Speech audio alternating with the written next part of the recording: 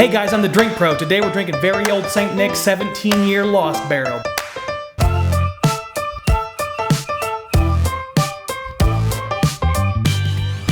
Hey everybody, thanks for joining me. As you can tell, I'm in a little bit of a different setting than normal today. That's because I'm visiting the farm.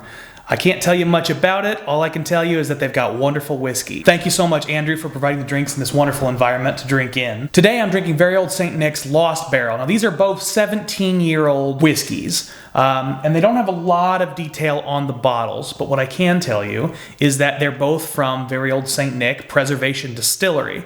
Preservation Distillery has been making whiskey for a while and sourcing various products. Particularly, they are known for pulling in products from Julian Van Winkle of Pappy Van Winkle fame. Rumor has it that these two bottles are 17-year-old Stitzel-Weller juice. One of the most famous names in whiskey, Pappy Van Winkle, originally was made by the Stitzel-Weller Distillery before it was eventually bought up by Buffalo Trace. Stitzel-Weller whiskey is really sought after and hard to get your hands on.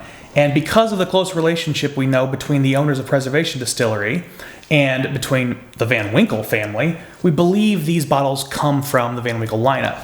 Now, I've been told that there's a slight difference between these two, but that they both are probably Stitzel-Weller juice, and that probably is based on taste, not just a rumor mill. Now, we're really kind of outside of the question of, is this a good value or not? Both of these are $375s, and I believe they're over $500 each. So we're talking serious money for these pours. But that's because the Stitzel-Weller name pulls so much that people want to find out more, they want to try more, and I'm looking forward to it very much, trying it today. So let's go ahead and get these things poured. Actually, before I pour these, I want to make sure it's clear that these are actually bourbons. It says bourbon on the bottles. And on the back of it says, this Lost Barrel is the very last of some of the rarest Kentucky bourbon whiskey in existence. And that's sort of, a wink and a nod at the fact that it's probably Stitzel-Weller juice. So let's go ahead and open this up. Deep, love it. Now this is the 17. This is the batch 1. This is batch 2. I will do my best not to get them confused. Alright, so this is the first batch. Let's go ahead and get the nose. I'll also make a note, this is not the glassware I usually use. I tend to go with the Glencairn, but these glasses do have a rounded bottom, and they do have a little bit of a flare, so if I can really stick my face down in there, I think I should get much of the same effect as a Glencairn. It's got this wonderful sweet creaminess on the nose. I actually get a really subtle eucalyptus note on this. It's very, very soft, and it's kind of in the back, but there's a nice, gentle herb note. There's definitely an oak spice, and I think that kind of comes to the forefront for a lot of people. You're going to notice the oak and smell the oak. And undoubtedly, there's a sweetness. There's this sort of wonderful caramel, vanilla, brown sugar sweetness going on, but also I really like that hint of herbal note in the back. Now let's compare that to the nose on the batch 2. Now in theory, these should be very, very similar, and I think they actually are.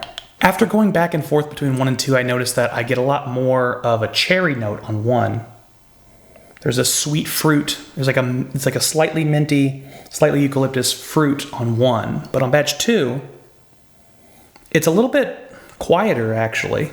For me, the sweetness is more prominent on batch 2. I get a caramel really up front. I actually think I get some berry notes too, maybe like a raspberry, maybe like a blueberry. There's a lot more berry on the nose for me in batch 2. I feel like I should mention right now the proof on these bottles because I haven't talked about that yet. So batch 1 is 108.51 proof, and batch 2 is 108.3, so they're very close in proof as well. Yeah, I think I prefer the nose on 1. It's got a little bit more complexity to me. It's got some bouncing between an herbal note and a sweet fruit note and this woodiness. I almost get more grain on the nose in 2. It's giving me a little bit more of a classic weeded whiskey kind of vibe. All right, let's go ahead and give them a taste. Wow, it's a real oak bomb, guys. Very earthy, very woody, very sweet. Oh, it had this wonderful, lingering, almost slightly nutty char, like a charred peanut brittle. The little bit of fruitiness I was picking up on the nose of this, I do not get it on the palate.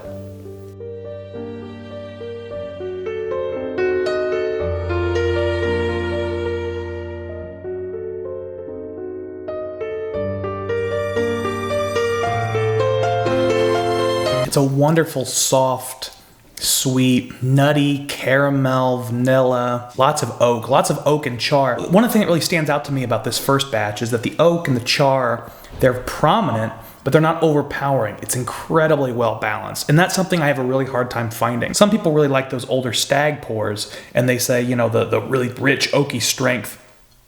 I've gotten that on an older stag pour, but not like this. It's not as balanced and it's not as nuanced. It's more of like chewing on wood. This is different. This is like you're eating, you know, peanut brittle that's cooked over a open fire, drizzled in honey and caramel. It's fantastic. You know, as I keep drinking this, the cherry starts to show up. Very subtle in the front of the palate. Oh, but I get this wonderful mid-palate finish warmth. The Kentucky Hug is so wonderful on this. It's warm, it carries all the way through. I get this really wonderful sweetness throughout it. It doesn't change a lot as I keep going back and keep tasting it, but it's just such a good presentation of what a strongly oaked bourbon can be. There's this wonderful, interesting, musty note that comes out of this first pour. Batch 1 has a really cool stuff going on. Now let's try batch 2 and see how it compares. Okay, really interesting. So batch 2 definitely still have that oakiness, but it's a lot brighter. The wood is not nearly as earthy. It's almost like fresh oak as opposed to this earthy, bogged wood. The sweetness is still there as well, but it's a very different kind of sweetness. To me, it's a more narrow, almost corn syrup sweetness compared to batch 1. Oh, and the nose is a lot more caramel and toffee. I think I'm gonna kill these bottles. There's almost a very slight astringency on number 2. It's not negative or detracting, but it's just got a little bit more of an edge to it. Number 1 is so incredibly smooth, yet still very woody and sweet, but number 2 has more of an edge. Yeah, I'm getting this interesting sweet grain on number 2. The wheat, so I don't know for a fact that these are wheated, but if they're Stitzel-Weller, I think they're probably wheated. And the sweetness of the grain comes forward really interestingly on number 2, where I didn't get that at all on number 1. Now, see, number 1 is a lot smoother. You get the oak flavor still. They both definitely show you really good examples of sweet, rich oak without punching you in the face, without being overpowering. But number 1 is much more gentle and inviting. It's softer. It's got a little bit more nuttiness. The sweetness is still there, a little bit of the cherry fruit. Number 2 is a lot more oak prominent. It still isn't overpowering, but the wood shows up in a way that's not just earthy and not just kind of charry, but it's actually wood. And yeah, the vanilla is really prominent. The toffee is really prominent on the nose. I get more caramel out of batch 1, I think. Yeah, it's a sweeter, syrupier nose, maybe even maple syrup, but I think definitely corn syrup and molasses on 1, where 2 is a lot more honey and toffee. Maybe caramel too. I get sort of a subtle chocolatey note. Maybe even like white chocolate in the mid palate of number 2. That I didn't expect at all. That's really good. Yeah, and the more I talk about it, the more I start to notice it becomes more and more prominent. That interesting, almost white, I think it's white chocolate flavor on number 2. That wasn't showing up before. God, that's some good whiskey, guys. I'm kind of at a loss for words. If you ever find it, I mean, I don't know if you've got an extra $500, $600 burning a hole in your pocket, but it's hard to turn that down if you can get your hands on it. I think I probably wouldn't buy it just because I don't have that kind of money sitting around that I can buy whiskey with. But if I did, I absolutely would buy it. And it's something that you can sit and savor and so sip slow. I still get these wonderful woody notes from the oils in my mouth and some of the sweetness of the grain, some of the cherry notes. I will say, these are not particularly complex pours in the sense that they're not going through 1,800 different flavors. They're giving you a really wonderful, perfect example of a sweetened, woody bourbon, and they're not trying to do anything else. So if you're expecting this to take you on a journey, it's not really designed to do that. So just beware if you're buying it, what you're getting.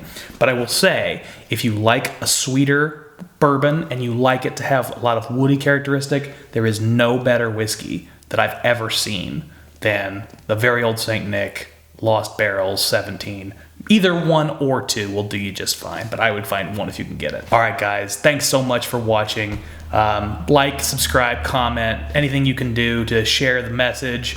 If you want to join the Patreon, you can help support my channel, help me keep making these videos. I've got great friends that are helping provide me bourbon, but there's a lot of other things that go into this production, and it's not just a donation. I'm going to be giving you other great content online. You'll get sneak previews of things like this the Patreon people will know about. You get early access to the show. You can communicate directly with me, and we can really open up a dialogue, and you can become a member of the Society of Drinking Professionals. So I'm going to sit here in quiet contemplation and enjoy the last bits of the very old St. Nick.